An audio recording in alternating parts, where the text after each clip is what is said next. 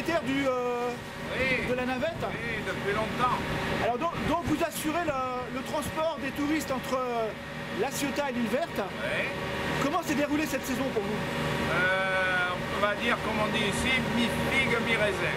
Pourquoi? À cause des conditions économiques? À cause des conditions de la crise déjà et les conditions météorologiques. Vous avez perdu des clients par rapport aux années passées? Oui, on a perdu des clients. Vous savez à peu près combien en pourcentage? Je ne sais pas vraiment parce que je n'ai pas encore tiré le trait, mais on a perdu pas mal en juillet. Et en août, on va voir, on va faire le point un petit peu, mais c'est pas vraiment une saison idéale. Alors, au point de vue de la météo, comment ça s'est passé sur la Côte d'Azur cette année? La météo, ça a été beaucoup de vent et même du froid. Et quelques précipitations aussi.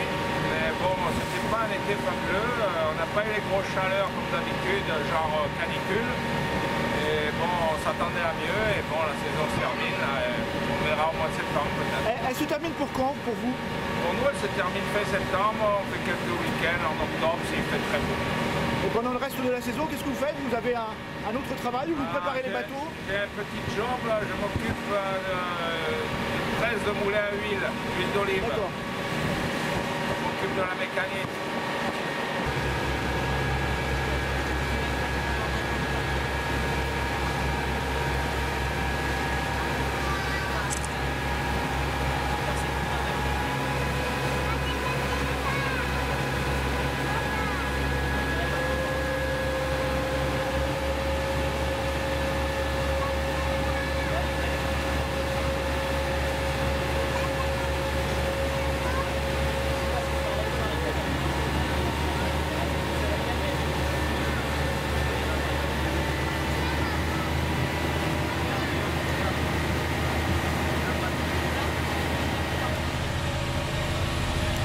La navette navigue à quelle vitesse?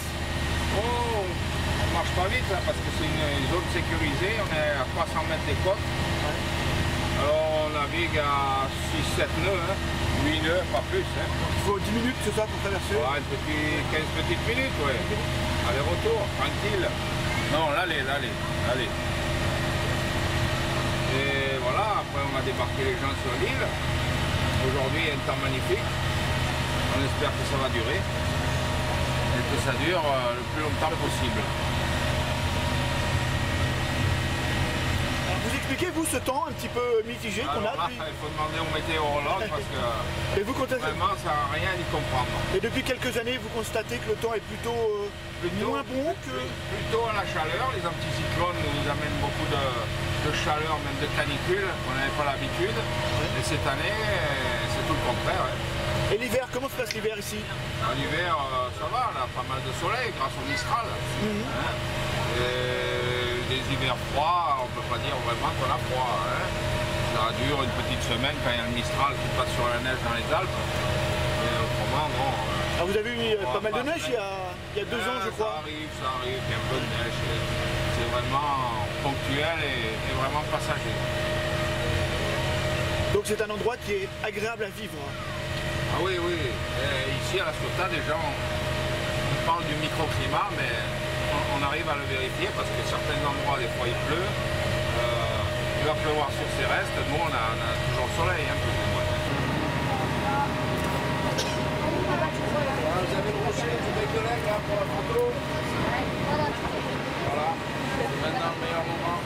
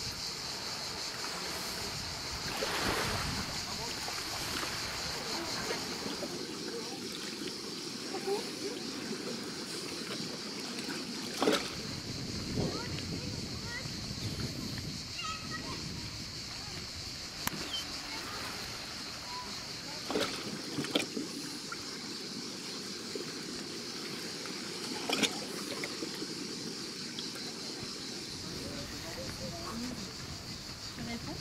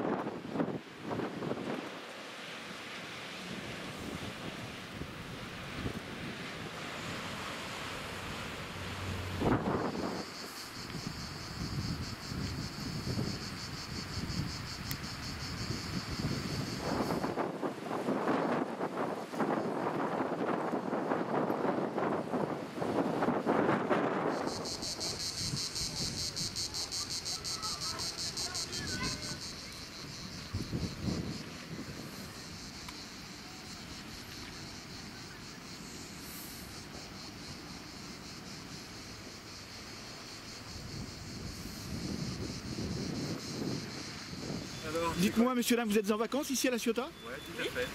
Pour combien de temps? Bon, on passe, on vient de Porto et on va filer sur Marseille.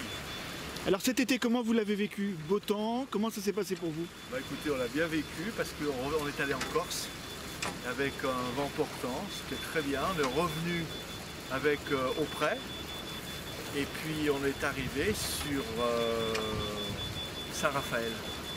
Et ensuite, on a filé sur les îles d'hier. Et maintenant, on arrive sur les Lières. Et voilà. Alors ça vous fait un parcours de combien de milles tout ça? Vous avez calculé un petit peu? Ça fait 400 000. 400 000. En combien de temps? En 15 un peu plus, 20 jours. Et donc vous avez la perspective de la reprise du travail dans quelques jours qui se profile? Malheureusement, on travaille. Lundi prochain. Lundi prochain, on travaille. Et sans indiscrétion, vous venez de quelle région? De Lyon. Lyon. Ouais. Et votre bateau mouille en permanence ici à Ciotat? Port-Saint-Louis-du-Rhône, je ne sais pas si vous connaissez, c'est un port qui est perdu vers Marseille. Après Marseille, dans le golfe de Fos, parce qu'on n'a pas de place. Mais bon, il est très bien.